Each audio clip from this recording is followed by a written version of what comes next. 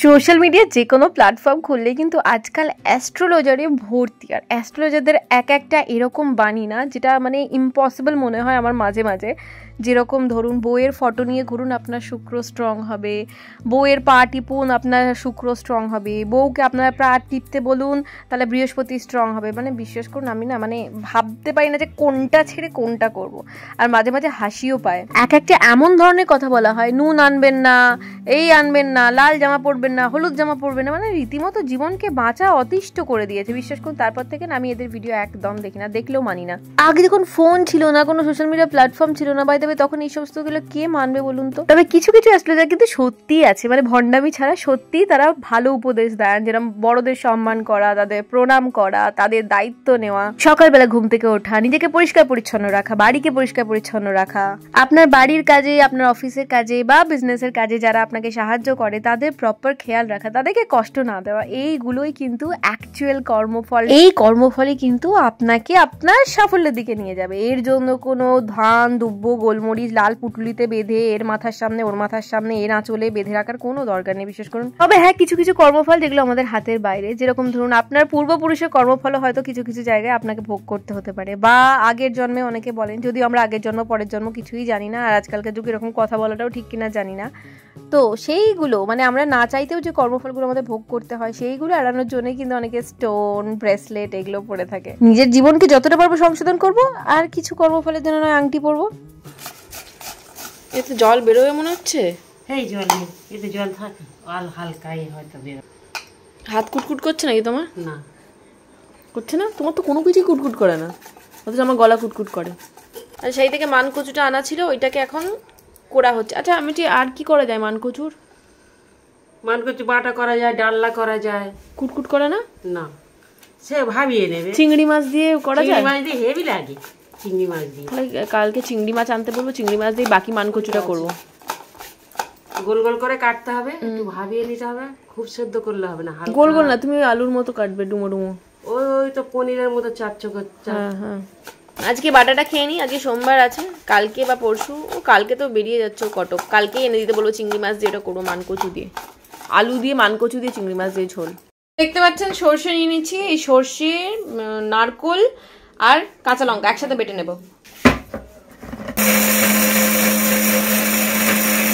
প্রথমে শুকনো একটু গুঁড়িয়ে নিলাম, এবার কাঁচা লঙ্কা দিয়ে ভেজা বাটবো। নারকেলটা কুড়েও দেওয়া যায়, বাট আমি কেটে কেটে ছোট করে দিয়ে দিচ্ছি, একবারে যখন বাটছি বেটেই নেব। বললাম তো কেটেই নেব, মানে বেটেই দেবো আর কি কোড়ার থেকে। কিন্তু এই যে ফ্রেশ নারকোল কাটা যে কতটা শক্ত ব্যাপার, ফ্রিজে রেখে দিলে অটোমেটিক এটা উঠে চলে আসে, বাট এইটা কাটতে যে আমার কত টাইম লেগেছে তার কোনো ঠিক নেই। তার মধ্যে থেকে এও আসছে, একটা একটা করে তুলে তুলে নিয়ে চলে যাচ্ছে, মানে শুধু শুধু নারকোল খাবে। আমিও দু তিনটে খেয়েছি, অবশ্যই মিথ্যা কথা বলবো না।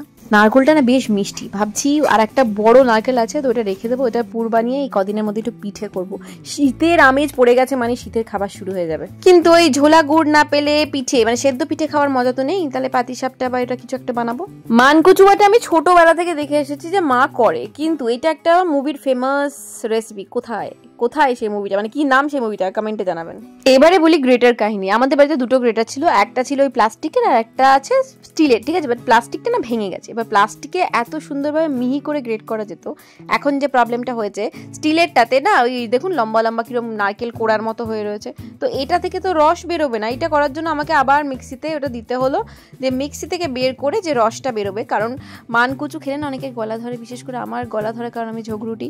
তো ঝগরুটিতে নাকি যে কোনো কচু বা যা হোক কিছু খেলেই যেটা কুটকুট করে, সেটা আমার বেশি কুটকুট করে। সেই জন্য মানকচু থেকে এইভাবে মানে একদম প্রেস করে করে জলটা ফেলে দিয়েছি, মানে দুধটা মানকচুর যেটা ছিল।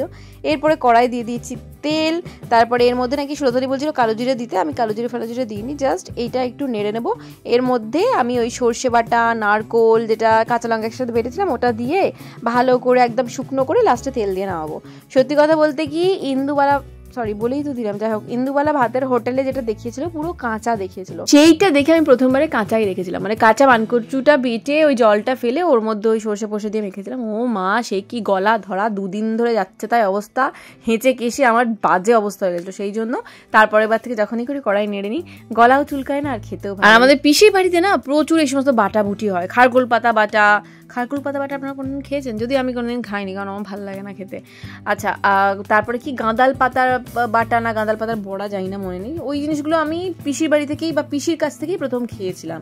আমাদের বাড়িতে খুব একটা হতো। আমার মায়ের বাড়ি হচ্ছে পিওর ঘটি আর বাবার বাড়ি ছিল বাঙাল, ঠিক আছে? তো এবার মায়ের বাড়ির সাইড থেকে এরকম রান্না না খুব একটা খাওয়া যেত না, বিশেষ করে যেরকম ঘটি বাড়ি যেরকম রান্না বান্না হয়, মানে লিমিটেড মাছ খাবে, পোনা মাছ, ইলিশ মাছ, চিংড়ি মাছ, এর বেশি ওই সমস্ত ধরুন আমি এখন যেরকম খাই লোটে মাছ, আড় মাছ, ওগুলো জীবনেও খাবে না আর আনবেও না। ইভেন আমার বাবা, মানে আমার দাদু বাঙাল, তো আমার বাবাও খায় না। আমার বাবাও শুধুমাত্র ওই পোনা মাছ, চিংড়ি মাছ, কয়েকটা সিলেক্টেড মাছ খায়, বাকি আর কিছুই খায় না। ইভেন আমার শ্বশুরবাড়িও পিওর ঘটি, বাঁকুড়ার, ঠিক আছে? তো ওনারাও এই সমস্ত মাছ টাছ কোনোদিন খেয়েই দেখেননি। আমার শাশুড়ি মা খেত, কারণ শাশুড়ি মা যখন ছোট ছিল তখন মায়ের কাছে খেত, কারণ শাশুড়ি মার মায়ের বাঙাল ছিল। তারপরে শাশুড়ি মার বিয়ে হতো, শাশুড়ি মা খেতে পেত না। তো আমরা এখন দুজনে একসাথে হয়ে এখন সমস্ত রান্নাবান্না শুরু করেছি।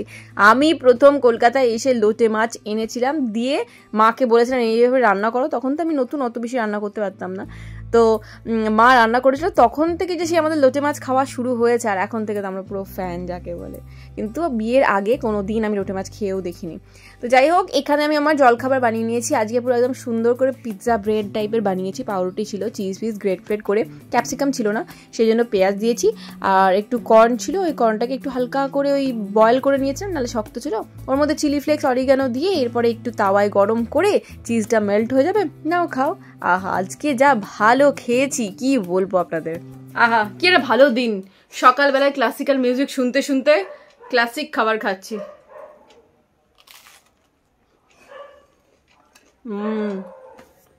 হেভি। কর্নগুলো ছিল জিওমার্ট থেকে আনিয়েছিলাম, ভাবলাম কি খায় বানিয়ে নিলাম। নদী আবার এগুলো একদম পছন্দ করে, চিজ বাটার। ভাবছি ওই চিজ কর্ন দিয়ে মোমো বানিয়ে দেবো সন্ধ্যাবেলা। আগে খেয়েছিলে বিরিয়ানিটা? ভালো লেগেছিল? হালকার মধ্যে করেছিলাম না বিশাল? ভাতের তরকারিতে এই যে মানকচু বাটা নিলাম, পরে আরও একটু নিয়েছিলাম, এত ভালো লেগেছিল। আলু ভাতে, এখানে শিম ভাজা, বেগুন ভাজা, এখানে ঢেঁড়স ভাতে আর ডাল সেদ্ধ। নদীর ম্যাম নদীকে পড়াতে এসেছে, আর সেই সুযোগে আমি আর রুকসানা বাইরে বেরিয়ে একটু চা খেতে বেরিয়েছি। চাটা কি ভালো। কি বলছিস টা কি? অ্যাটেনশন বলছিস? নদী এখন কম্পিউটার পড়তে বসেছে, সময় আমাকে পড়িয়ে চলে গেছে, ওকে আমি দিয়েছি হোমওয়ার্ক, ও করছে এখন মুখস্থ। আর আমি এখন নিচে যাবো আলু কাবলি বানাতে। আলু কাবলি, অল্প কয়েকটা আলু আছে, ওই ভাবলাম করে। ক্রিয়েটিভ রাইটিং এ পরে গোছাবি, আগে তো এগুলো মুখস্থ করে না, এগুলো আগে ইম্পর্টেন্ট বেশি। ইনপুট আউটপুট বেসটা মুখস্থ হয়নি এখনো তোর?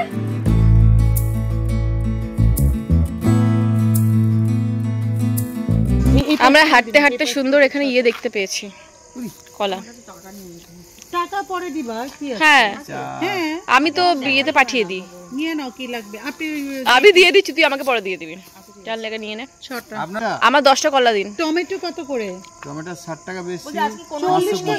আচ্ছা, আপনি 500 দিন। হ্যাঁ দেব। আমাকেও দিন সব 1 কিলো টমেটো দিন। এই দেখতে কি ভালো ভালো আছে। ফুলকপি দিন 2টো, সুন্দর দেখে, একদম একদম সুন্দর দেখে দেব। পালং শাক দেবেন। এই আমার তো ভয় লেগে গেছে উনি কি ভিতরে। আর এই পেঁয়াজটাও দেবেন সুন্দর দেখে। শীতের নতুন বেরোচ্ছে, বল। 25 কি এবছরের সন্দেহ? হ্যাঁ, এই বছর হবে না, বৃষ্টির যা চাপ, বুঝেছেন? এটাই হচ্ছে কথা। টা কমে যাবে। পালং, মূলো, এর পালং আমি ফেলেছি। এটা কি আপনি নিজে বাড়িতে চাষ করেছেন? না, তোমায় বললাম তো, এর কয়েকটা চলে গেছে, শেষ হয়ে গেছে। এর পরে আর ফেলেছি, এটা হবে, তারপর আবার ফেলেছি, তো ওটা হবে। আপনি চাষ করেন? মাঝে মাঝে চাষ করি কিছু কিছু, যেমন এখন এবারে পালং দিয়েছি, নোটে দিয়েছি, মূলো দিয়েছি। পালং দিলে হবে? পালং এখন 4 মাস টাইম আছে। এখনই তো হবে, শীতটা পড়ার আগে। পালং, ফুলকপি, বাঁধাকপি সব আমাদের পাশের বাড়ি সৌমেন ওরা লাগিয়েছে, সব ফুলকপি বাঁধাকপি সব লাগিয়েছে। গত বছর তো আমার খেতে। রুকসানার সাথে বাইরে বেরিয়ে সে যে চা খেয়ে এসেছিলাম, তারপরে শাহানা, রুকসানা, আমি একটু হাঁটছিলাম, বাজার টাজার নিলাম, নিয়ে আমি বাড়িতে এলাম। এসে দেখলাম যে কয়েকটা আলু সেদ্ধ আছে, ফ্রিজে তেঁতুলও আছে, একটু আলু কাবলি করি। শাশুড়িমাকে জিজ্ঞাসা করলাম তুমি খাবে? বললে ঠিক আছে, অল্প দিবি একদম, কারণ মা সেই চা খেয়ে উঠেছে, তো খেয়ে আবার অ্যাসিডিটি হয়ে যায়, রাতে খেতে পারবে না, সেজন্য অল্প করে মাকে দেবো। আর তেঁতুলের জিনিস রাত্রেবেলা খেলে হয় না, বয়স্কদের অনেকেই সহ্য হয় না। তো এখানে আমার ভাজা মশলা তো কড়াই থাকে, ভাজা মশলা দিয়ে দিচ্ছি, নুন দিয়ে দেবো আর দেবো মটর সেদ্ধ। আমি ছোলা মটর একসাথে সেদ্ধ করতে বসেছি, সেই মটর সেদ্ধ বেশ কিছুটা দেবো আর তেঁতুলের পাত দেবো, দিয়ে ভালো করে মাখিয়ে এর মধ্যে আবার কাঁচা পেঁয়াজ কুচি অনেকে দেয়, বাট আমরা যেহেতু ছোটোবেলা থেকে খাই না না তাই দিই না। আর কাঁচা লঙ্কা ধনেপাতা দিলে বেশ ভালো লাগে, কিন্তু আমার শাশুড়ি মা কাঁচা লঙ্কা খাবে না, ঝাল লাগে, সেজন্য দিইনি। আর নদী যদি একটু টেস্ট করে, জানেন তো আমি খেতে খেতে ওর মুখে দিচ্ছিলাম, ওর খেয়ে এত ভালো লেগেছে লাস্ট পর্যন্ত আমার সাথে খেয়ে গেছে। এই যে মাকে এতটুকু দিচ্ছে আর এটা আমি আর নদী খাবো। ভুলে গেছিলাম বলে ছাদে গাছেগুলো জল দিতে এলাম, ঠিক আছে, এসে দেখলাম সব কটারই মাটি ভিজেই আছে, এই দুদিন ধরে বৃষ্টি হয়েছিল না ওই জন্য, লাগবে না এখন জল। আমার বোগেনভেলিয়াতে কি সুন্দর ছোট ছোট পাতা বেরোচ্ছে, কি সুন্দর চুটি চুটি। আর এই গাছটা না বেশি দিন বাঁচবে না, কারণ বলুন অনেক বছর হয়ে গেছে, কত বছর, 5 বছর, আমরা 6 বছর হয়ে গেছে। এটাকে তখনই বাঁচবে যখন টব চেঞ্জ করা হবে বা নিচে লাগানো হবে, আমার পক্ষে সম্ভব নয় এত বড় গাছকে নিচে নিয়ে যাওয়া, থাকুক যতদিন বাঁচে বাঁচুক। মিস্টার মুখার্জি এখনো বাড়ি ফেরেনি, ও ফিরবে বললো, মানে আর 5-10 মিনিটে চলে আসবে। আর এই সুযোগে নদীকে আমি আলু ভাজা পরোটা গরম করে দিচ্ছি, ও খেয়ে নেবে। মিস্টার মুখার্জি নরম গরম রসগোল্লা নিয়ে এসছে খেজুর গুড়ের, মুখটা নিয়ে গিয়ে এগিয়ে নিয়ে মুখটা এগিয়ে নিয়ে রস পড়বে, থালায় দিয়ে দেবো, তাহলে একটু ঠান্ডা হয়ে যাবে, খেতে পারবে না, গরম করে খাও। কেমন এই হলো রসগোল্লা, সফট, চামচে উঠছে না, কেটে উঠছে। তুমি কি খেয়ে নিয়েছো তোমারটা? হ্যাঁ ঠিক আছে, ভালো করেছো, রুটি দিয়ে খেতে পারতে, এই পরোটা দিয়ে না, রসগোল্লা প্রচন্ড সফট। আচ্ছা মিস্টার মুখার্জি কালকে যেহেতু ওর মিটিং আছে সকালে, বাজারে যেতে পারবে না, ওই জন্য সমস্ত মাছ ফাছ নিয়ে চলে এসেছে। এর মধ্যে লোটে মাছ, চিংড়ি মাছ আর রুই মাছ আছে, 3 রকমের মাছ আছে। লোটে মাছটা রেখে দেবো, পরশু দিনে করবো, ঠিক আছে। কালকে চিংড়ি দিয়ে ওই মানকচু দিয়ে ওইটা করবো, আর রুই মাছ তো বাবার হবে, কারণ বাবা তো ওই সব মানকচু কুচু বেশি রকম খায় না আর কি, তো রুই মাছ বাবার মতো হবে, আর আরো হবে আর কি, নদী ফদির মতোই হবে সব। আমি বলছি তুমি একা একা বাড়ি যাত্রা যাচ্ছ, আমাদেরকে নিয়ে যাচ্ছ না তো? কোথায়? কটকে? হ্যাঁ, আমি কোথায় যাবো? আমি যাবো না, আগে বলতো তো, তাহলে টিকিট করে। আমি কি করে জানবো? আগে তোমারই তো জানার কথা, তুমি এত মাসে মাসে উড়িষ্যা যাও। আমি ভুলে গেছি, এই শীতকালেই তো হয়, নভেম্বরেই হয়, আমি জানি। এই তো এখন জানলাম ফোন করার পরে। আমাদের যাওয়া হবে না। এই কটা বাজে রে নদী? 11টা বাজে, শো। লাইটটা অফ করলে কেন? তাহলে এখন কি করবে? আমার ব্লগ শেষ হয়নি যে, আমি আমার মুখটা দেখাতে পারছি না, কারণ আমার মুখে কাকেতে পটি করে দিয়েছে। আরে না গো, স্কিন কেয়ার করেছি, স্কিন কেয়ার, স্পট ট্রিটমেন্ট করেছি, বল দাদা স্পট ট্রিটমেন্ট করেছি, ওই জন্য মুখটা দেখাতে পাচ্ছি না, গোটা মুখে স্পটে ভর্তি, ওই জন্য। চালিয়ে নদীকে ঘুম পাড়াবো, একে ঘুম পাড়াবো, শোষ তাড়াতাড়ি, শো তাড়াতাড়ি। আমার আজকে এত কেন আনন্দ হচ্ছে বলুন তো, কারণ আমার কালকে সমস্ত বাজার আছে, ঠিক আছে, বাজার থাকলে যে কি আনন্দ হয় না, আমি এত বাজার করে এনেছি, প্লাস মিস্টার মুখার্জি মাছ এনে দিয়েছে, আহা আমার কি আনন্দ, রান্না করতে কোনো মানে চিন্তাই করতে হবে না, যেন সবকিছু হাতের সামনে আছে। আর যখন ফ্রিজে কিছু বাজার থাকবে না, কি রান্না করবো, কি ডিনারে কি বানাবো, ভালো লাগে না ভাবতে ভাবতে। আর এমনিতেও কালকে মিস্টার মুখার্জি বেরিয়ে যাচ্ছে কটকের জন্য, সেই জন্য ওর জন্য রাতে চিন্তা করতে হবে না বলে আমি আগে ঘুগনির মটর ভিজিয়ে দিয়েছি, ও থাকলে ঘুগনি খেতে পাই না, ঠিক আছে, কালকে বেরিয়ে যাবে, যেন আমরা ঘুগনি দিয়ে আরামসে রুটি লুচি পরোটা যা হোক খাবো। আজকে ব্লগটা এখানে শেষ করছি, দেখা হচ্ছে নেক্সট ব্লগে। ভালো থাকবেন, সুস্থ থাকবেন, সবাইকে ভালো রাখবেন।